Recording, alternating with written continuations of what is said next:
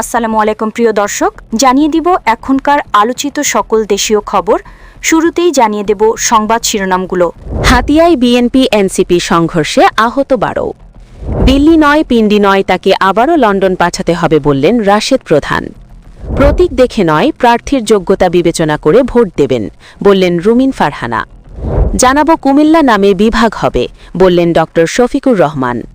এবং সর্বশেষ জানাবো ক্ষমতায় এলে তিস্তা মহাপরিকল্পনা বাস্তবায়ন করা হবে বললেন তারেক রহমান। প্রিয় দর্শক, এতক্ষণ দেখছিলেন সংবাদ শিরোনামগুলো, এখন জানাবো বিস্তারিত খবর। দিল্লি নয় পিন্ডি নয়, তাকে আবারও লন্ডন পাঠাতে হবে বলেন রাশেদ প্রধান। লন্ডন থেকে এসে জামাতকে যে গুপ্ত বলেছে তাকে আবারও লন্ডন পাঠাতে হবে বলে মন্তব্য করেছেন জাতীয় গণতান্ত্রিক পার্টির সহসভাপতি রাশিদ প্রধান। এ সময় রাশিদ প্রধান বলেন, লন্ডন থেকে পলাতক এক মুফতি এসে জামাতকে গুপ্ত বলছে। আসলে তিনিই 17 বছর গুপ্ত ছিলেন। তাকে দিল্লি নয় পিন্ডি নয়, আগামী 12ই ফেব্রুয়ারি দাড়িপাল্লা ও শাপলাকলি সহ 11 দলীয় জোটের প্রতীকে ভোট দিয়ে সেই পলাতক মুফতিকে আবার লন্ডনে পাঠানোর ব্যবস্থা করবেন। তিনি আরও বলেন, চাঁদাবাজরা জানে না এদেশের মানুষ কত শক্তিশালী। ওই মুফতি জানে না বাংলা জনগণ একবার খেপলে শেখ হাসিনার মতো অনেকে পালিয়ে যেতে বাধ্য হবে। প্রতীক দেখে নয়, প্রার্থীর যোগ্যতা বিবেচনা করে ভোট দেবেন বললেন রুমিন ফারহানা। প্রতীক দেখে নয়, প্রার্থীর সার্বিক যোগ্যতা বিবেচনা করে ভোট দেওয়ার আহ্বান জানিয়েছেন ব্রাহ্মণবাড়িয়া 2 আসনে স্বতন্ত্র প্রার্থী ব্যারিস্টার রুমিন ফারহানা। বিএনপির সাবেক ওই নেত্রী বলেন, মার্কা ভালো এটা ঠিক আছে, কিন্তু প্রার্থীটাকে ভুলে গেলে চলবে না। মার্কা শুধু ছাপালেই হয় না, যোগ্য প্রার্থীও লাগে। প্রার্থীর যোগ্যতা আছে কিনা, সততা আছে কিনা, সাহস আছে কিনা, একলা লড়াই করার মতো নেতা কিনা সেটা দেখতে হবে। শুধু মার্কার ওপর ভর করে অনেকে দুলতে দুলতে এদিক ওদিক যায়। এই দুলুনি দেওয়া প্রার্থী দিয়ে কোনো কাজ হবে না। তিনি আরও বলেন, আমার 2টা দোষ আছে। এক, আমি যা বলি তাই করি, এটাও অনেকের ভালো লাগে না। মানুষ চায় মিষ্টি মিষ্টি কথা, যা আমি পারিনি। আমি যতটুকু পারি ততটুকু বলি। আর 2, আমি একটু রাগী মানুষ। রাগী না হলে এদেশে কাজ করা যায় না। সেদিন যদি ধমক না দিতাম তাহলে আমার কর্মীরা যা খুশি তাই করত। ওই দিন শুধু একটু চেহারা দেখাইছি, বলেছি আমার চেহারা এমনও হতে পারে। বক্তব্যের সময় তিনি ছিলেন হাস্যোজ্জ্বল প্রাণবন্ত। কুমিল্লা নামে বিভাগ হবে বললেন ড শফিকুর রহমান। বাংলাদেশ জামায়াতে ইসলামীর আমির ড শফিকুর রহমান বলেছেন, দীর্ঘ 1 বছর পর আবারও আপনাদের সামনে দাঁড়িয়ে কথা বলছি। এই টাউন হল ময়দানে দাঁড়িয়ে আমি কুমিল্লা বিভাগের কথা বলেছিলাম। যখন জবান দিয়েছি, নির্বাচিত হলে সেটি বাস্তবায়ন করব। দেশের প্রয়োজনে যতই বিভাগ হোক না কেন, কুমিল্লা নামেই বিভাগ হবে। তিনি বলেন, ফুটপাত থেকে শুরু করে শিল্পপতি কোনো ব্যবসায়ী চাঁদাবাজের জ্বালায় ঘুমাতে পারছে না। আমরা সরকারে গেলে দেশে কোনো চাঁদাবাজ থাকবে না। চাঁদাবাজি ভিক্ষা ঘৃণিত কাজ। আমরা তাদের জন্য মর্যাদাপূর্ণ কর্মসংস্থানের ব্যবস্থা করব। নিজেরা সবচেয়ে বেশি নির্যাতিত হয়েছেন দাবি করে ড শফিক বলেন, গত 15.5 বছরে সবচেয়ে নির্যাতিত দল ছিল জামায়াত। আর কোনো দলের প্রথম সারের 11 জন নেতাকে হত্যা করা হয়নি। কোনো দল এত জেল জুলুম ও নির্যাতনের শিকার হয়নি। কোনো দলের নেতাকর্মীদের এভাবে গুম করা হয়নি। তারপরেও আমরা 36শে জুলাইয়ের পরে কারো উপর প্রতিশোধ নেব না। আমরা ওয়াদা করছি ভবিষ্যতেও কারো উপর প্রতিশোধ নেব না। তবে জুলাই আন্দোলনের ভিকটিম পরিবারের যদি চায়, আমরা তাদের পাশে থাকব। তিনি বলেন, আমরা কখনো চাঁদাবাজি ও লুটপাটের রাজনীতি করিনি। ক্ষমতায় এলে তিস্তা মহাপরিকল্পনা বাস্তবায়ন করা হবে বললেন তারেক রহমান।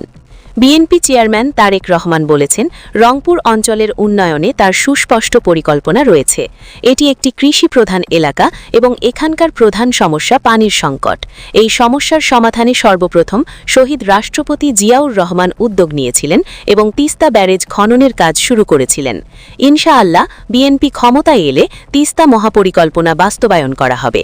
তারেক রহমান বলেন, অনেকেই রংপুরকে গরিব অঞ্চল বলে থাকেন, কিন্তু বাস্তবে এটি অত্যন্ত সম্ভাবনাময় একটি এলাকা। আমাদের লক্ষ্য রংপুরকে নতুনভাবে সাজানো। এখানে কৃষিজাত পণ্য ভিত্তিক শিল্প কারখানা গড়ে তোলা হবে এবং ব্যবসায়ীদের জন্য বিশেষ সুবিধা দেওয়া হবে, যাতে ব্যাপক কর্মসংস্থানের সৃষ্টি হয়। পাশাপাশি স্থানীয় আইটি প্রতিষ্ঠানগুলোকে নির্দিষ্ট মেয়াদের জন্য কর ছাড় দেওয়ার পরিকল্পনা রয়েছে।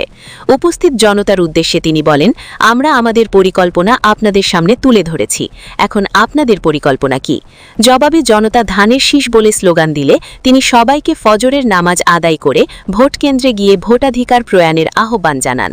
সভায় রংপুর সদর ৩ আসনের প্রার্থী ও মহানগর বিএনপি আহ্বায়ক শামসুজ্জামান শামুর সভাপতিত্বে এবং মহানগর বিএনপি শব্দ সচিব অ্যাডভোকেট মাহফুজুন নবী ডনের সঞ্চালনায় বিশেষ অতিথি হিসেবে বক্তব্য রাখেন বিএনপি মহাসচিব মির্জা ফখরুল ইসলাম আলমগীর।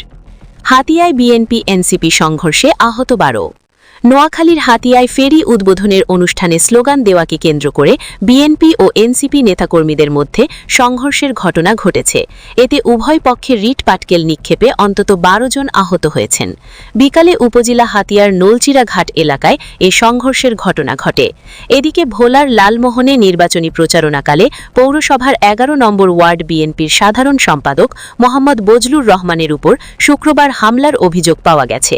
প্রতিনিধিদের পাঠানো খবর নোয়াখালী ও হাতিয়ায়। ফেরি উদ্বোধনের খবরে বিএনপি ও এনসিপির বিপুল সংখ্যক নেতাকর্মী নলচিরা ঘাট এলাকায় একত্রিত হন। ওই সময় ফেরি চালুর কৃতিত্ব নেওয়াকে কেন্দ্র করে পাল্টাপাল্টি স্লোগান দেয় স্থানীয় দুই পক্ষের স্থানীয় সমর্থকরা। এক পর্যায়ে দুই পক্ষ কথা কাটাকাটি জড়িয়ে পড়ে। পরে হাতাহাতি থেকে সংঘর্ষের রূপ নেয়।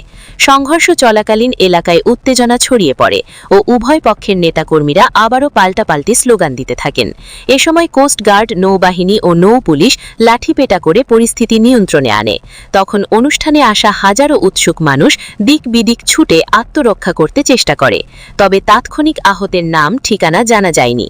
নলচিরা ঘাট এলাকার বাসিন্দা জিল্লুর রহমান বলেন, চেয়ারম্যান ঘাট থেকে ফেরি নলচিরার ঘাটে ফেরার সাথে সাথে শাপলাকলির পক্ষে স্লোগান দিতে থাকেন সমর্থকরা। এক পর্যায়ে ধানের শীষের সমর্থকদের পাল্টা স্লোগান দিতে দেখা যায়।